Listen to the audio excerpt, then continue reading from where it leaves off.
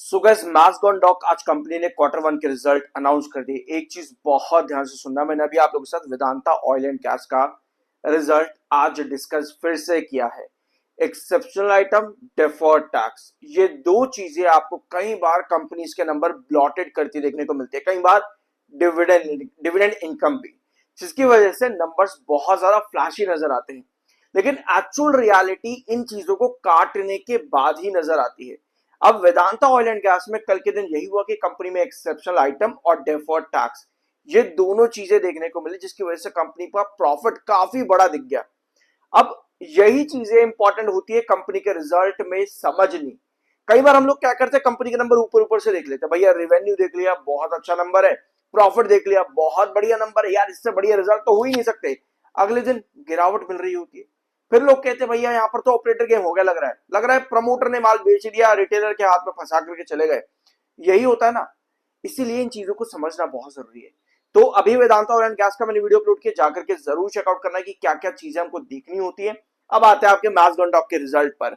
Subscribe जरूर कर देना अगर पहली बार आए हो तो। इंट्रोडक्शन इतना बड़ा इसलिए है क्योंकि समझदार इन्वेस्टर बनना जरूरी है, भीड़ चाल तो मार्केट में चल ही रही है। यह कंपनी के कंसोलिडेटेड रिजल्ट्स, सभी नंबर्स लैक्स में है। शुरुआत करेंगे हम कंपनी के रिवेन्यू फ्रॉम ऑपरेशन पे, जो कि आया है जून क्वार्टर में 2942 करोड़ का। इस बार जून में इतना कंपनी ने रिवेन्यू फ्रॉम ऑपरेशन दिया है। पिछले साल ये था 2625 करोड़ पर, यानी ईयर ऑन ईयर बेसिस पर कंपनी को ऑलमोस्ट 320 करोड़ का रिवेन्यू इंक्रीज हो रहा है। 320 करोड़ लगभग कंपनी का रिवेन्यू इस बार ईयर ऑन ईयर बेसिस पर इंक्रीज हुआ है। दैट मींस कि जो कंपनी का रिवेन्यू ग्रोथ है वो आएगा अराउंड 12% का। 12% कंपनी ने ईयर ऑन ईयर अपने रिवेन्यूज पर ग्रोथ दिया है। बढ़िया दिख रहा है नंबर, अच्छा है भैया, ईयर ऑन ईयर बेसिस पर इतना बढ़िया इंक्रीज, मजा आ रहा है। लेकिन रिक्वायर्ड ग्रोथ जो है वो कितनी है? अभी कंपनी ने 12% दिया है, रिक्वायर्ड ग्रोथ आपकी 21% के पास है, यानी ऑलमोस्ट 9% रिक्वायर्ड ग्रोथ। जो आप एस्टिमेट देखते हो ना, मार्केट एक्सपर्ट्स का एस्टिमेट आ गया, मार्जिन गिरा दिए, ये चीजें हो गई, यही एस्टिमेट की मैं बात कर रहा हूं कि एस्टिमेटेड परसेंटेज कितना था, वहां से 9% कंपनी का रिवेन्यू ग्रोथ कम आया है। तो पहला सेगमेंट वीक है, अच्छा नजर नहीं आ रहा है इतना ज्यादा।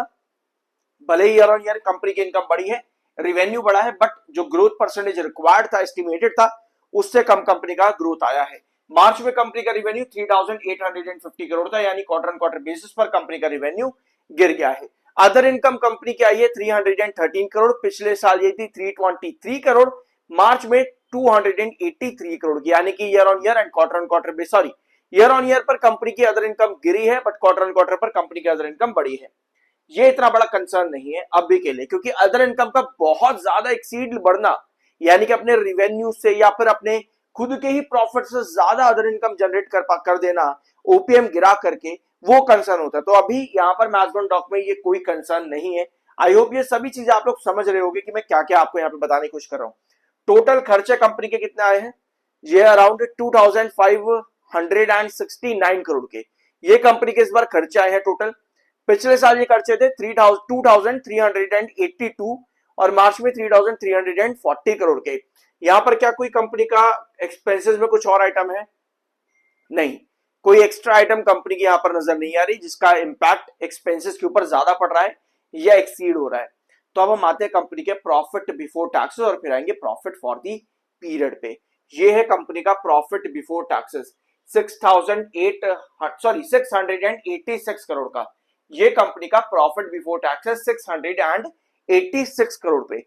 पिछले साल ये था 566 करोड़ और मार्च में था 793, यानी ईयर ऑन ईयर बेसिस पर कंपनी का प्रॉफिट बिफोर टैक्स बढ़ रहा है, बट वही क्वार्टर ऑन क्वार्टर बेसिस पर कंपनी का प्रॉफिट बिफोर टैक्स जो है वो कम आ रहा है।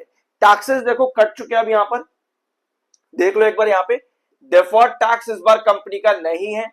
पिछले साल कंपनी का 145 करोड़ का डेफर्ड टैक्स था, यानी पिछले साल कंपनी अपने ऑपरेटिंग प्रॉफिट और प्रॉफिट बिफोर टैक्सेस के पहले प्रॉफिट कम शो कर रही थी, लेकिन टैक्सेस आने के बाद में पिछले साल कंपनी के प्रॉफिट बढ़ गए थे। तो इसको कंसिडर नहीं किया जाएगा अगर कंपनी की ग्रोथ यहां पर उस वजह से कम eye ear on year basis पे। ठीक है, तो हम क्या करते हैं, यहां पर एक काम करते हैं, चलो कंपनी का ना डेफर्ड टैक्स काट देते हैं, 145 अभी हम काट देंगे आखिर के अंदर। ठीक है, और इस बार डेफर्ड टैक्स 40 करोड़ का है। ठीक है, तो अब आते हैं कंपनी के प्रॉफिट फॉर दी पीरियड पे। ये है कंपनी का प्रॉफिट फॉर दी पीरियड, कितना है? अराउंड 550 करोड़ का। 550 करोड़ कंपनी का ये प्रॉफिट फॉर दी पीरियड, यानी कि नेट प्रॉफिट 550 करोड़ का है। पिछले साल ये था 452 करोड़ पे।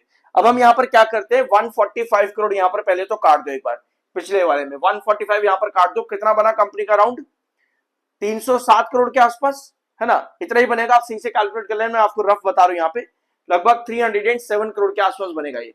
मतलब पिछले साल कंपनी का जो प्रॉफिट है 307 का था, 307 करोड़ का पिछले साल प्रॉफिट था, और इस बार कंपनी का है 550 करोड़ पे। यानी ईयर ऑन ईयर बेसिस पर कंपनी का ग्रोथ कितना हो गया? अराउंड 50% से ज्यादा जाएगा, आई बिलीव 60% के आसपास तो होगा ही। वैसे कंपनी का जो इस बार ग्रोथ शो कर रहा है प्रॉफिट्स में वो 22% है। 22% मतलब कि कंपनी के एक्चुअल प्रॉफिट जो पिछली बार थे डिफर्ड टैक्स वगैरह मिलू करके सब कुछ करके वो थे अराउंड 452 करोड़ पे। बट क्योंकि हम डिफर्ड टैक्स को काट रहे हैं तो उस कंडीशन के अंदर कंपनी का इस बार जो ग्रोथ है प्रॉफिट्स पे एनुअल बेसिस पर वो काफी ज्यादा बढ़ जाता है।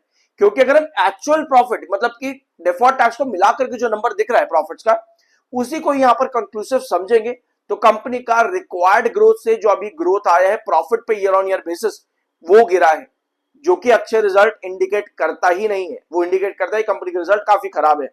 ठीक है, तो आई बिलीव कि अगर हम यहाँ पर डिफर्ड टैक्स को काटेंगे और ये कंसिडरेशन में लाया जाए अगर, तो कंपनी का इस बार का ग्रोथ रिक्वायर्ड ग्रोथ से प्रॉफिट्स के अंदर बहुत ज्यादा है, जो कि अच्छी बात है।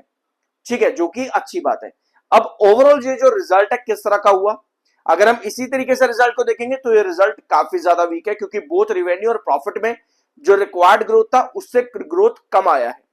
बट रिवेन्यू ग्रोथ आपका अभी भी कम ही रहेगा, लेकिन अगर प्रॉफिट में हम डिफर्ड टैक्स काटते हैं तो कंपनी का रिवेन्यू ग्रोथ काफी ज्यादा बढ़ जाता है, जो कि एक्चुअल ग्रोथ होता है। अब इसका इंपैक्ट किस तरह से मिल सकता है ये समझते हैं। एक बार यहां पर सब्सक्राइब जरूर कर देना, अगर अभी तक नहीं किया है तो कर दिया करो यार, मेहनत लगती है वीडियो बनाने में, आप लोग करते ही नहीं।